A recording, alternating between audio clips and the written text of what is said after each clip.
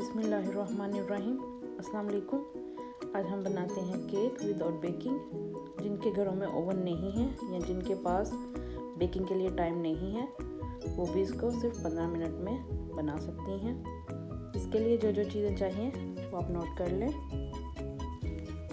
3 चम्मच चीनी, 1 चम्मच वनीला शुगर, अगर आपके पास ये नहीं तो आप वनीला एक्सट्रैक्ट भी इस्तेमाल कर सकते हैं। 1 पैकेट व्हिप्ड क्रीम का, शुगर सिरप, इसे हमने घर में ही बनाया है।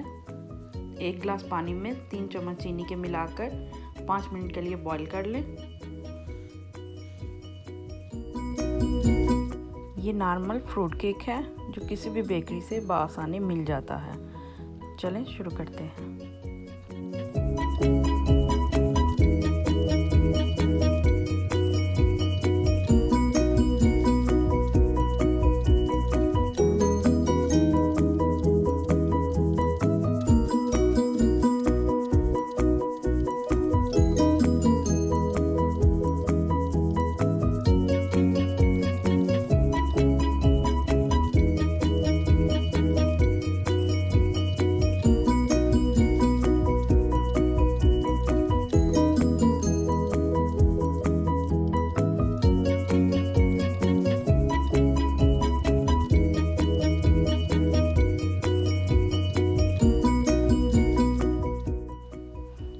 आपके पास ये पाइपिंग बैग नहीं तो कोई बात नहीं, आप नॉर्मल शॉपर भी इस्तेमाल कर सकते हैं।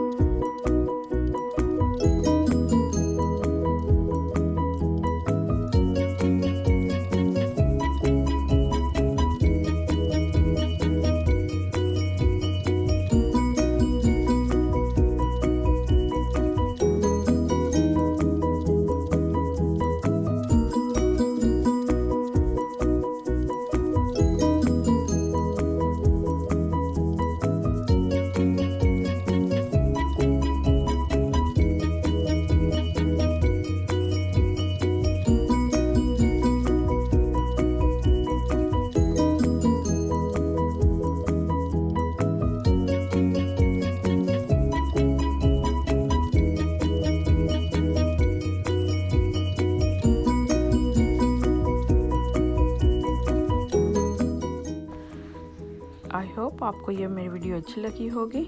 मेरे चैनल को सब्सक्राइब भी कीजिए और शेयर भी कीजिए। Thank you for watching.